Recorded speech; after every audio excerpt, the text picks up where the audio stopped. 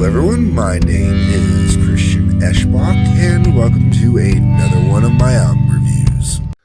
We have not talked the White Stripes since I did the Jack White Love Affair. I believe I've covered the entire Jack White catalog at this point. Maybe. Nope. I might be missing one out of the entire Jack White catalog. And I know I've done a very limited selection of the raconteurs, but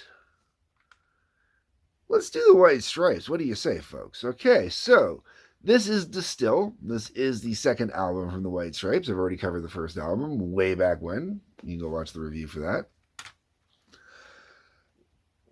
Oh, man, what do I say about this album? This album is an interesting album. It's a little mix of everything, you know. It's got some of their kind of more, where they got their inspiration from folk and country, western stuff like that, the Nashville kind of, even Bob Dylan-esque sort of thing going on there. But you can also see where there's also more of that heavier element in there. And I'm not going to say that Jack White is a fan in any way of heavy metal per se, but Jack White is definitely a fan of heavy music. And that does come up in this album a few times. And when I say that, I'm talking more like a Jimmy Page kind of tone, you know, where it's just big and crunchy and heavy and comes down just right with the right, you know, blues progression and chords and riffs and, ooh, cherry stuff. Okay, so let's get into these songs. Album opens up with, "You're pretty good looking for a girl." Solid way to start the album up. Lets you know exactly what you're in for on this one. You even get a nice mix of some electrical riffing into it, and it's got a great singable chorus. It's not overly harsh, it's not overly heavy. It is a good gateway drug into that which is the White Stripes. Then you get "Hello Operator." Now this one's channeling some big time Detroit kind of styled blues, man. And you don't hear Detroit blues because it's not really a thing, but I mean, we're talking like some real heavy kind of Motown-esque mixed with that Detroit garage rock, you know, heavy kind of thing going on. Man, it was awesome. And I'm always a fan of harmonica playing, and you know, harmonica playing on here is great, but it really makes for a really good, solid blues kind of song. Lyrically, the White Stripes are always kind of at your own taste with lyrics. "Little Bird."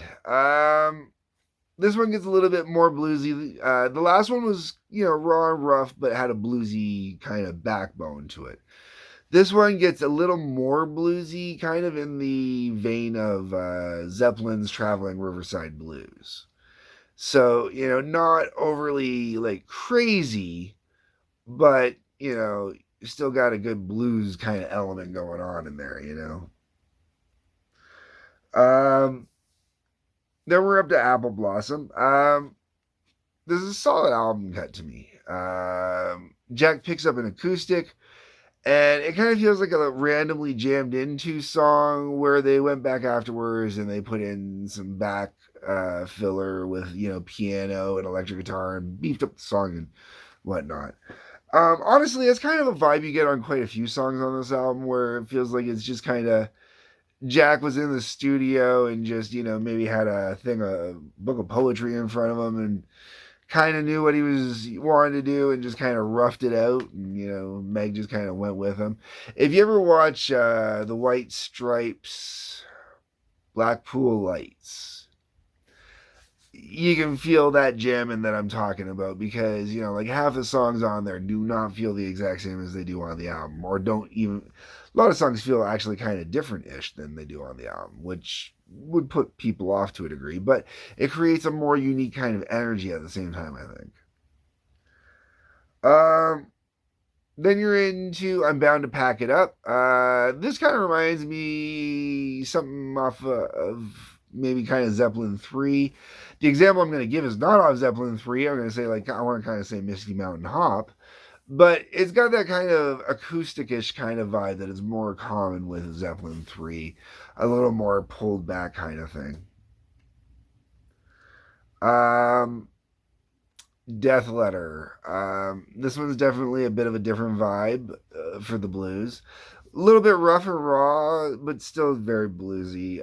Kind of more like Hello Operator that way, where it's still, rough, raw, but blues, but you can still kind of feel that garage kind of vibe. Um, Death Letter might be the only song on the album though that I actually flat out just do not enjoy at all. Sister, do you know my name? This one's a pretty good contender as well for album songs on this album. I just flat out do not enjoy.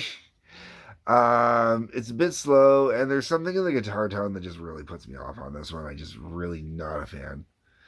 Maybe Jack should have tuned it up or checked the frequencies he was at. Well, I don't know what it is he did with that one. Just no. Um, Truth Doesn't Make a Noise. I really actually enjoy this one. With all the stops and starts in it, this one is one of those songs that also kind of predicted the type of material that Jack White himself would release once he had gone solo. It's just kind of, yeah, it's a good tune, man. A Boy's Best Friend, bit slow and boring. Let's Build a Home. While I don't like the intro to the song, I do enjoy the music itself. The little thing where they got the little kid talking, where they got the little kid talking at the beginning and whatnot, to me, it sounds kind of silly-ish. It doesn't do much anything to add to it. But on the flip side of that, it sounds a little too much like a retread of Astro off the first album. So, while I do enjoy the song, it's really kind of a filler on this album. Jumble Jumble, meh. Why Can't You Be Nicer? I do dig this one while it plays, but it's the usual one. It's not playing. I don't think about it. And the album finishes with Your Southern Can Is Mine. This one's a cute way to end the album. The White Stripes are good with kind of ending albums with cutesy kind of songs. The problem is in this particular case, I find it a little bit boring. It doesn't quite work for me the way that, one might hope it does. When it comes to the White Stripes, the first two albums you get if you're a fan, or if you started with the band, or if you're just like a Jack White fan in general. I